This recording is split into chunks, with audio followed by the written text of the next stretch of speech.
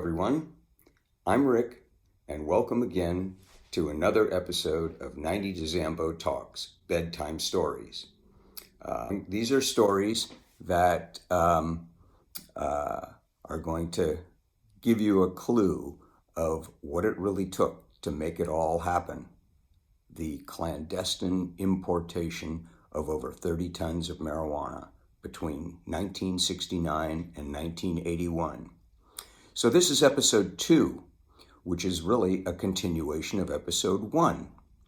And if you remember in episode 1, in inspecting the route that we were going to take, we ascended a hill in Nogales, Arizona, which overlooked the whole route, was about a mile from the hospital. So I have a picture for you of the three of us standing at the tank surveilling the route, and which I'd like to show you. So this here is a picture of, at the top picture is the three of us standing there surveilling the route, and the bottom picture is a screenshot I took from Google Earth Street View, which shows what it looks like today. It's much different today than it was 50 years ago. There's much more construction, houses, and of course surveillance of the area. So anyway, that was the picture of the route that we took, and just to bring it all home. Anyway, you couldn't do it today. We just when I saw those pictures, you couldn't do that. So anyway, we arrived back in Tempe after completing the smuggle, but the trip was not really over yet, because we still had to get the load back to Stockton to market and sell it. So this is what happened after that. We had to we had another obstacle in our way. Or let me just backtrack a second. We also we couldn't get the load into the trunk of my small Fiat 124.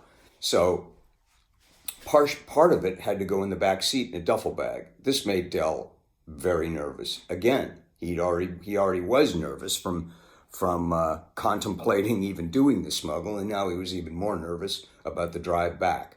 But I did tell him that if we don't do anything stupid, if we don't speed or anything, we probably won't get stopped and we'll be okay.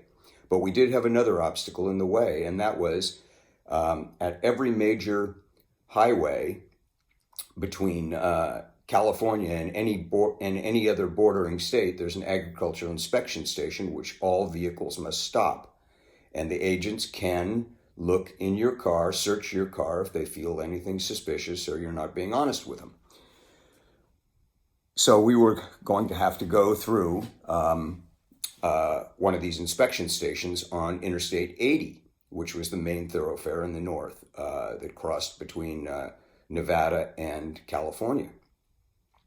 However, I had a secret route. Somebody had showed me a secret route to avoid the inspection station, where you could go through a residential area in Truckee and avoid the station, and you would come out at the foot of Donner Lake, and you would be on the west side of the station, and you didn't have to go through it. We did that. So anyway, we made it through the inspection station, and now we were on our way back to Stockton, and I'd like to read to you a little bit of how the whole thing came down at that point. So after a couple of hours of silent contemplation, fantasizing about what a future in marijuana smuggling might hold for us, we finally arrived back in Stockton, exhausted, but pumped with excitement and anticipation. Parking in the carport below our apartment, Del and I unloaded the boxes from the trunk and carried them, along with the duffel bag, back from the back seat upstairs into the living room and dumped the load onto the floor. Del then carefully opened one of the red cellophane packages from the pile, and for a moment, we just stared dumbfounded at its contents.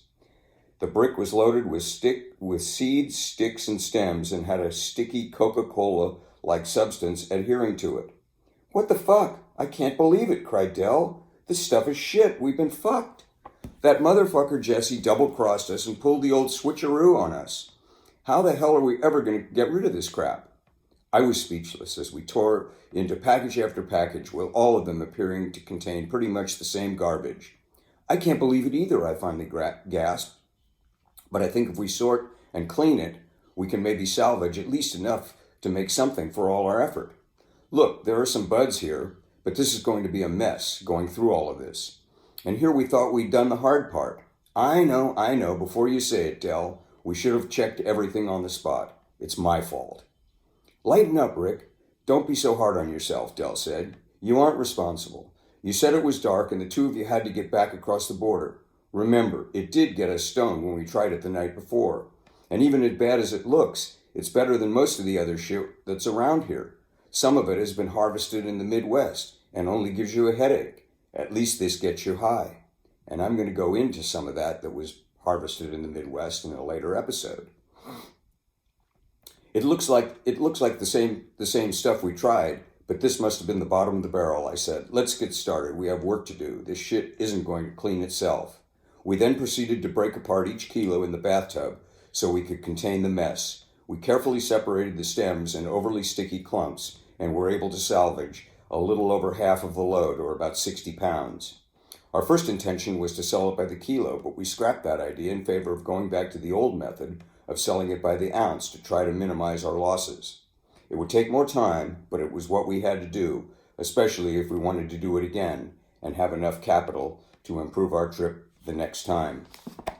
So, we had to sell it by the ounce, which at that time we called lids. So a lid was the term we used for an ounce. So we did sell it. We actually made some money. Not what we thought we would make, but we made something. So anyway, that was how the trip came down. We also learned some valuable lessons, and I think that was really the point of all this. My dad always taught me good judgment's based on experience, and experience is based on bad judgment. So the experience we learned and the judgment that we learned was that the trip can be very unpredictable, and you also can only score during the height of the season. If you try to score at any other time of the year, hey, you're going to get this floor scrapings at the bottom of the barrel, if you can get anything at all. So those were the two lessons we learned, and we were determined to do it again, a little more brazen this time, next time. And so that was how the first trip all came down. Wasn't what we expected, but we learned what we had to do, and we came to the reality of things that were happening.